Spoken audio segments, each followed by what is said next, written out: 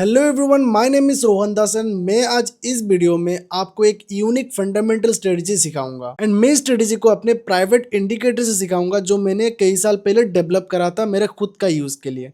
But मैंने recently 2 दिन पहले इसको पब्लिक कर दिया ताकि मेरा सब्सक्राइबर्स, मेरा फॉलोअर्स सब यूज़ कर सके। एंड जो इंडिकेटर मैं आपको प्रोवाइड करूंगा ये लाइफ टाइम के लिए फ्री है। तो अगर आपको ये इंडिकेटर पसंद आए तो कमेंट में जाके सिंपली थैंक यू लिख देना एज ए ग्रेटिट्यूड। तो अभी तक आपने मेरे चैनल को सब्सक्राइब नहीं करा है तो जल्दी से सब्सक्राइब कर लो, इस वीडियो को लाइक भी कर दो। तो इस वीडियो का मिनिमम टारगेट लाइक है 300 plus. So I hope you will complete this target. तो चलिए अभी हम आगे बढ़ते हैं, जानते हैं हम कौन सा इंडिकेटर आज सीखने वाले हैं। तो आज हम जिस इंडिकेटर को सीखने वाले हैं, इंडिकेटर का नाम है quarterly EPS line.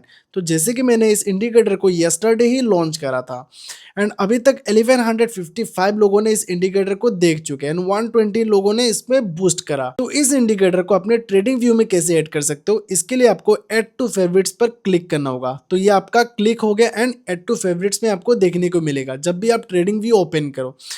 And add two favourite करने के बाद आप डायरेक्टली यहाँ पर भी क्लिक कर सकते हो यूज ऑन चार्ट। तो यूज ऑन चार्ट जब आप क्लिक करोगे तब आपको डायरेक्टली ट्रेडिंग व्यू पे लेके जाएगा एंड ये इंडिकेटर ऑटोमेटिकली प्लॉट हो जाएगा। तो ये इंडिकेटर मेरा कोई ओरिजिनल कंसेप्ट नहीं है, मैंने इस इंडिकेटर को पीटर लिंच सर से लिया है जो एक बहुत बड़े इन्वेस्टर है इन द वर्ल्ड। तो पीटर लिंच ने ईपीएस लाइन इंडिकेटर को यूज करके मल्टीपल मल्टीबैगर्स उन्होंने कैच करा at the right time and बाद में उनको राइड भी करा है for 100x 200x multibagger, and I am sharing this indicator with you for free because I want my communities to grow and prosper। तो चलिए अभी हम सीखते हैं इस इंडिकेटर को कैसे हम रियल टाइम स्टॉक्स में यूज करके पैसा कमा सकते हैं। तो फर्स्ट एग्जांपल है एल्काइल अमीन्स केमिकल्स लिमिटेड। तो इसका आप क्या करोगे, आप मंथली या वीकली में ही चार्ट ओपन करके देखो।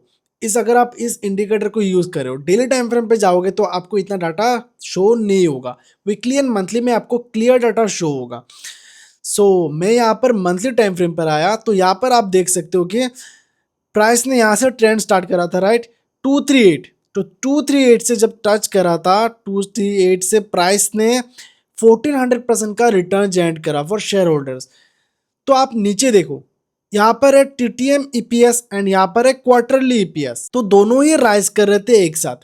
तो यहाँ पर क्या हो रहा था, जब टीटीएम ईपीएस बढ़ रहा था तो आप हमेशा टीटीएम ईपीएस पे ज़्यादा ही फोकस करो। तो टीटीएम ईपीएस जब बढ़ रहा था प्राइस भी बढ़ रहा था, राइट। बिकॉज स्टॉक्स क्या करता है, अर्निंग्स को फॉलो करता है। स्टॉक्स आपका क्या हाइप चल रहा है मार्केट में, ट्विटर में क्या चल रहा है, यूट्यूब में कौन सा यूट्यूबर किस स्टॉक के बारे में बात करे वो फॉलो नहीं करता। शॉर्ट टर्म में उसमें फॉलो करता है बट लॉन्ग टर्म में अर्निंग्स ही ड्राइव करता है स्टॉक प्राइस को। तो जब तक कंपनी अपना ईपीएस को बढ़ा पाएगा तब तक स्टॉक प्राइस भी बढ़ता रहेगा। तो जब ईपीएस ग्रो होना बंद हो जाएगा तब क्या होगा, उस स्टॉक में टॉप बन जाएगा। तो यहाँ पर आप देखो, जब यहाँ पर ईपीएस ग्रो हो रहा था consistently step by step, right, यहाँ पर स्टेप वाइज ग्रो हो रहा था 1 2 3, आप देखो स्टेप वाइज ग्रो हो रहा था एक स्टेयर्स की तरह। तो यहाँ पर जाके जब ईपीएस ने टॉप बनाया तो स्टॉक प्राइस में भी टॉप बन चुका था। तो टॉप बनने के बाद क्या हुआ, यहाँ पर देखो आप नीचे गिरावट आया। मैं आपको यहाँ पर ड्रॉ करके दिखाता हूँ, यहाँ पे नीचे गिरावट आया, राइट। नीचे गिरावट क्यों आया, बिकॉज ईपीएस ने यहाँ पर टॉप बना लिया था, ईपीएस ग्रो नहीं हो रहा था तो इसलिए यहाँ पर टॉप बन गया था। जब यहाँ पर ईपीएस ग्रो हो रहा था, जो यहाँ पर टीटीएम बेसिस पर EPS, then stock price was also growing, right. Stock price भी ग्रो हो रहा था। तो स्टॉक्स क्या फॉलो करता है, ईपीएस को फॉलो करता है। ईपीएस क्या होता है, अर्निंग्स पर शेयर। तो अर्निंग्स पर शेयर जब तक ग्रो होता रहेगा तब तक स्टॉक प्राइस भी बढ़ता रहेगा। तो इससे क्या होगा, आपका मल्टीबैगर पाने का चांस बहुत ज़्यादा बढ़ जाता है। अगर कोई भी स्टॉक ओके ऊपर चढ़ रहा है बट उसका ईपीएस क्या हो रहा है, नीचे आ रहा है, नीचे डाउन ट्रेंडिंग हो रहा है, तो इसका मतलब क्या है कि वो स्टॉक हाइप की वजह से चल रहा है या उस स्टॉक में कोई ऑपरेटर एक्टिव है जो सोशल मीडिया के थ्रू प्रमोशंस कर रहा है, that's why that stock is growing. कोई भी मल्टीबैगर स्टॉक्स रैंडमली ग्रो नहीं हो जाता, उसके पीछे अर्निंग्स रहता है। एंड अर्निंग्स कहाँ से होता है, कब, जब कंपनी का सेल्स ग्रो होता है। तो सेल्स कब ग्रो होता है, जब कंपनी का प्रोडक्ट्स ज़्यादा सेल होता है, कंपनी का जब सर्विस ज़्यादा बिकते हैं तभी जाके सेल्स ग्रो होता है। सेल्स ग्रो होता है तो उसका बॉटम लाइन में भी इफेक्ट पड़ता है, जो नेट प्रॉफिट्स एंड ईपीएस। तो आपको क्या करना है, आपको देखना है टीटीएम ईपीएस क्या ग्रो हो रहा है क्या। अगर आपको 2 क्वार्टर से आपको ग्रोथ होता हुआ नजर आ रहा है, देन आपको क्या करना है, चार्ट में जाना है। चार्ट में जाने के बाद आप उस पर एक कंसोलिडेशन ढूंढना है। कंसोलिडेशन ढूंढने के बाद जब ब्रेकआउट होता है तब जाकर आपको क्या करना है, उसमें पोजीशन बिल्ड करना है। चाहे आप 2% का पोजीशन बिल्ड करो या 5% का या 10% का, मतलब आपको उस स्टॉक में बेट जरूर लेना है। अगर कोई भी स्टॉक का ईपीएस अगर ग्रो हो रहा है, तो ईपीएस जो लाइन अगर ग्रो हो रहा है, तो then that company could be the potential winner for portfolio. अब बालाजी एमिन्स में भी सेम देखो सिचुएशन क्या हो रहा था, ईपीएस ग्रो हो रहा था एंड स्टॉक प्राइस भी ग्रो हो रहा था। मैं आपको यहाँ पे दिखा रहा हूँ, ईपीएस ग्रो हो रहा है एंड साथ में स्टॉक भी ग्रो हो रहा था, राइट। तो यहाँ पर देखो इसने कितना परसेंट का रिटर्न दिया, इसने दिया 1000% का रिटर्न दिया था, मतलब 10x मल्टीबैगर बना था। बिकॉज इसका ईपीएस भी ग्रो हो रहा था, that's why this stock become a multibagger, right. Then यहाँ पर देखो जब ईपीएस ने यहाँ पर टॉप बनाया था, राइट, तो कोई भी इंडिकेटर कोई भी स्ट्रेटेजी 100% परफेक्ट नहीं होता। दैट्स वाई यहाँ पे देखो आप, यहाँ पर जब टॉप बना था, राइट, टॉप जब बना था, टॉप बनने के बाद क्या हुआ, प्राइस नीचे आना स्टार्ट हुआ, राइट। यहाँ पर देखो आप, मैं आपको दिखा रहा हूँ, यहाँ से देखो प्राइस नीचे आना स्टार्ट हुआ एंड यहाँ से जब ईपीएस डिग्रोथ होना स्टार्ट हुआ, प्राइस भी गिरना स्टार्ट हुआ। तो ईपीएस ने नवंबर 2022 में अपना टॉप बनाया था, देन यहाँ से हम लोग अगर देखेंगे तो कितना परसेंट का गिरा था, ऑलमोस्ट 70% प्राइस गिरा था।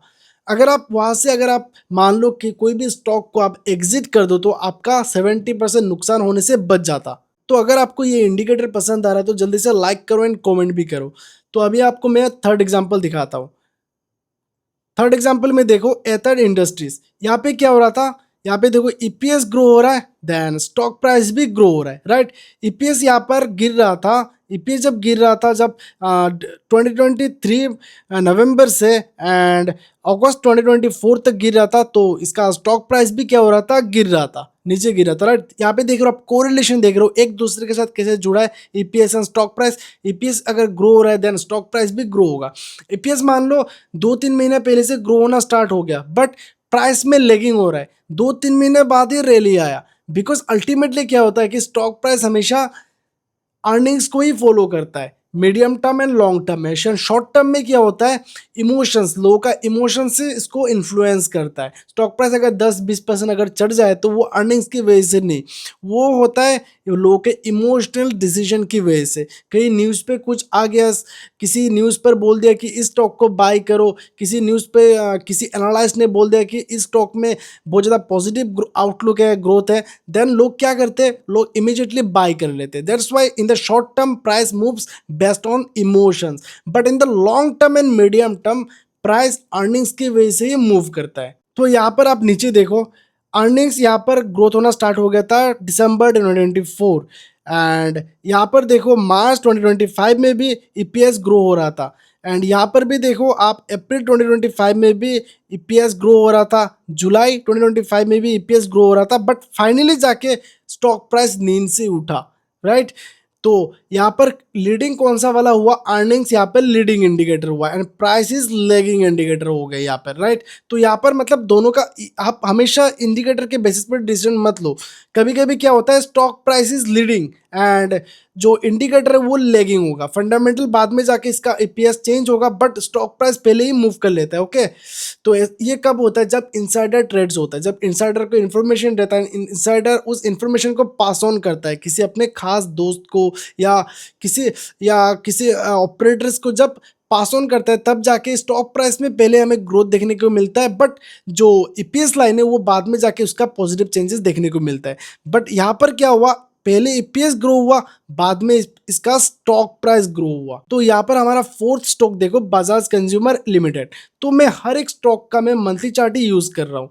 तो यहाँ पर देखो जब ईपीएस गिर रहा था then stock price was also falling, right. And अभी ईपीएस ग्रो हो रहा है तो स्टॉक प्राइस भी यहाँ पर ग्रो होना स्टार्ट हो गया। यहाँ पर देखो प्राइस, यहाँ पर प्राइस ग्रो हो रहा था बट ईपीएस में इतना ज़्यादा खास चेंजेस नहीं आया। चेंजेस कब आया, सितंबर 2025 में आया चेंजेस एंड यहाँ से देखो अभी रैली कर रहा है। तो ईपीएस चेंज हुआ था तब से कितना परसेंट का रैली दिया, ऑलमोस्ट 2x का इसने स्टॉक ने रैली दे चुका है, तो अभी तक आपको अंदाजा लग चुका होगा ये इंडिकेटर कितना पावरफुल है फॉर फंडामेंटल इन्वेस्टिंग। तो इस इंडिकेटर का लिंक मैं डिस्क्रिप्शन पे डाल दूंगा, आप इसको यूज करो, फ्रीली यूज करो, खूब पैसा बनाओ। जस्ट सिंपली एक थैंक यू राइट कर दो एज ए ग्रेटिट्यूड। सो और fifth stock is data patterns limited. तो यहाँ पर देखो ईपीएस ग्रो हो रहा है, कंसिस्टेंटली ग्रो हो रहा है एंड इसका स्टॉक प्राइस भी ग्रो हो रहा है, राइट। यहाँ पे देखो ग्रो हो रहा है, ईपीएस भी ग्रो हो रहा है, बट ये जो नीचे जो आप फॉल हो रहा है, राइट, ईपीएस तो ग्रो हो रहा था बट स्टॉक प्राइस में फॉल क्यों है? वो शॉर्ट टर्म, जो मैंने जैसे कि पहले बताया कि शॉर्ट टर्म में जो स्टॉक प्राइस मूव होता है वो इमोशनल डिसीजन के लिए मूव होता है। शॉर्ट टर्म ट्रेडर्स का जो इमोशनल डिसीजन होता है उस वजह से मूव होता है। तो कोई भी अगर कंपनी का अगर ईपीएस ग्रो हो रहा है, अर्निंग्स ग्रो हो रहा है, तो वो कंपनी ज़्यादा टाइम तक नीचे नहीं रुक सकता, वो कंपनी ज़्यादा टाइम तक कंसोलिडेट नहीं कर सकता, उसको इवेंचुअली उसको ब्रेकआउट करना ही पड़ेगा, उस स्टॉक को ऊपर चढ़ना ही पड़ेगा। तो इसके लिए आपको बेस्ट तरीका ये है कि आप ईपीएस को फॉलो करो एंड ईपीएस से आपको अंदाजा मिल जाएगा क्या आपका जो कंपनी है क्या वो फंडामेंटली स्ट्रांग वाले कंपनी है, आप फंडामेंटली वीक कंपनी आप होल्ड करें अपने पोर्टफोलियो में।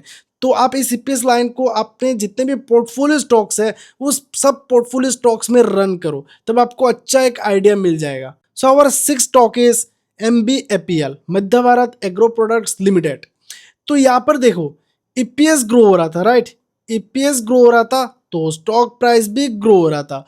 तो यहाँ पर कितना परसेंट का रिटर्न इसने दिया था? 621%, 621% का रिटर्न दिया। एंड यहाँ पर देखो आप प्राइस वाज फॉलिंग। क्यों प्राइस फॉल हो रहा था? बिकॉज ईपीएस फॉल हो रहा था, that's Y price was falling.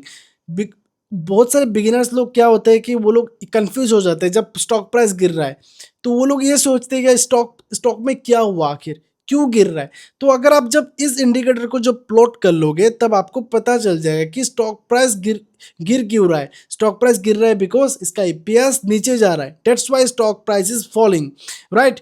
And यहाँ पर देखो फिर से यहाँ पर रैली स्टार्ट हुआ ईपीएस लाइन पर, जो टीटीएम ईपीएस है, एंड यहाँ से फिर से यहाँ पर रैली स्टार्ट हुआ। तो आपको समझ आ रहा है ये कितना स्ट्रॉन्गर एंड पावरफुल इंडिकेटर है एक इन्वेस्टर के लिए। एंड मैं इस इंडिकेटर को life time free and public रखूंगा ताकि सब लोग यूज कर पाए। तो यहाँ पर देखो next stock Sharda energy mineral limited. तो यहाँ पर डाटा इतना तक ही है, मार्च 2019 तक ही है, इसलिए यहाँ पर हमें डाटा आगे का डाटा शो नहीं हो रहा है। तो ईपीएस फॉल हो रहा था, दैट्स वाई स्टॉक प्राइस भी यहाँ पर फॉल हो रहा था, राइट, बिकॉज ईपीएस फॉल हो रहा था।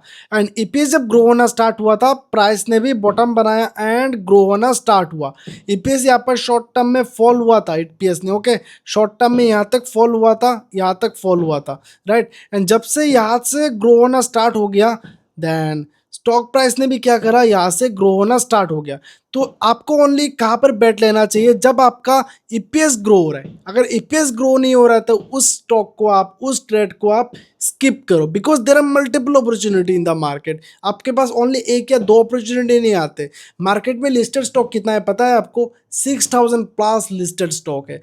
तो आपको ओनली आप एक ट्रेड के पीछे, एक स्टॉक के पीछे इतना टाइम मत वेस्ट करो, आपको मल्टीपल अपॉर्चुनिटी मिल जाएगा। अगर आपका कोई स्टॉक आपका इस क्राइटेरिया को फॉलो नहीं कर रहा तो उस स्टॉक को आप हटा दो, दूसरा स्टॉक को ढूंढो। अगर मैं ये स्ट्रेटेजी आपको पीपीटी में सिखा देता तो आपको ये लगता कि ये तो सिर्फ थ्योरी है, ये तो थ्योरी दे रहा है, बट मैं आपको रियल टाइम एप्लीकेशन करके दिखा रहा हूँ, चार्ट में रियल टाइम में दिखा रहा हूँ कि कैसा इसका इफेक्ट होता है इसका। तो आपको पता चल गया कि ये indicator powerful and effective and real time में वर्क भी करता है। So our 8th number stock is shipping corporation of India limited. तो यहाँ पर देखो ईपीएस ग्रो हो रहा था, that's why stock price is also growing, right. EPS अगर ग्रो होना बंद हो जाएगा तो क्या होगा? स्टॉक प्राइस भी ग्रोथ होना बंद हो जाएगा। अगर आप मान लो आपके पास जीरो फंडामेंटल नॉलेज है एंड आपका कोई फाइनेंस बैकग्राउंड नहीं है, फिर भी आप इस इंडिकेटर का यूज करके आप अपॉर्चुनिटी इजीली ढूंढ सकते हो। एंड ये स्ट्रेटेजी इतना ज्यादा सिंपल है कि कोई भी 9-10 साल का बच्चा भी सीख सकता है एंड अप्लाई करके पैसा बना सकता है। So our last and final stock is Ratnamani metals tube. तो यहाँ पर देखो ईपीएस ग्रो हो रहा था तो स्टॉक प्राइस भी ग्रो हो रहा था। मैं आपको यहाँ पे दिखा रहा हूँ, स्टॉक प्राइस ग्रो हो रहा है बिकॉज ईपीएस ग्रो हो रहा था। यहाँ पर ईपीएस स्टेगनेंट हो गया, यहाँ पर देखो आप स्टेगनेंट हो गया तो प्राइस भी क्या हो गया? स्टेगनेंट हो गया, राइट। आप देख रहे हो कितना कमाल का चीज है। ईपीएस जब ग्रोथ होना बंद हो गया तब प्राइस भी ग्रोथ होना बंद हो गया। मतलब तो जो कोई भी कंपनी का ईपीएस अगर स्टेगनेंट है तो those companies are complete junk companies. तो आपको उन सब स्टॉक्स में फोकस नहीं करना चाहिए। आपको ओनली उन स्टॉक्स पे ही फोकस करो जिनका अर्निंग्स ग्रो हो रहा है। अर्निंग्स ग्रो हो रहा है तो उसका स्टॉक प्राइस भी अर्निंग्स को ही फॉलो करेगा। बिजनेस परफॉर्मेंस अल्टीमेटली मैटर करता है और कुछ नहीं मैटर करता है। कंपनी का मैनेजमेंट क्या कह रहा है वो कुछ भी मैटर नहीं करता। इसका पी कितना है वो भी मैटर नहीं करता। इसका कैश फ्लोस है या नहीं वो भी मैटर नहीं करता है। अल्टीमेटली वही मैटर करता है कि इसका एपीएस ग्रो हो रहा है नहीं।